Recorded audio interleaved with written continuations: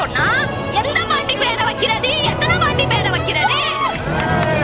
இதைதான் நான் இங்கே கூற விரும்புகின்றேன். அடுத்து உதயநிதி ஸ்டாலின் அவர்கள் கட்சி சேர்ந்த உடனேயே அமைச்சர் பதவி, அதாவது இளைஞரணி மாநில தலைவராக பொறுப்பேற்றார். மாநில தலைவராக பொறுப்பேற்ற 2 மாதத்தில் எம்எல்ஏ சீட்டு, அடுத்த 3 மாசத்துல அமைச்சர் பதவி, அடுத்த 4 மாசத்துல துணை முதலமைச்சர் பதவி. இதுல கட்சிக்காரங்க எல்லாரும் கேக்குறாங்க, நேத்து வந்தவங்க எல்லாம் இன்னைக்கு கட்சி ஆரம்பிக்கிறாங்க. இதேதான் நானும் கேக்குறேன். நேத்து தானே வந்தார் உதயநிதி ஸ்டாலின், இன்னைக்கு துணை முதலமைச்சரா எப்படிங்க இருக்காரு? இதுதானேங்க நான் கேட்க விரும்புறது. இதை மாற்றதுக்காக தான் எங்களுடைய தளபதி அவர்கள் கட்சி ஆரம்பித்து மக்களுக்காக பல பணிகளை செய்து கொண்டு வருகின்றார். ஏழை பெண்களுக்கும் பாமர பெண்களுக்கும் பல திட்டங்களை வகுக்க உள்ளார். பெண்களுக்கு என்ன வேணும்? நீதி வேணும், நிதி வேணும். ஆனா இப்ப இருக்க அரசுல நீதியும் ஒரே குடும்பத்துலதான் இருக்கே தவிர ஊர்ல இருக்க யாரு குடும்பத்திலயுமே கிடையாது. இது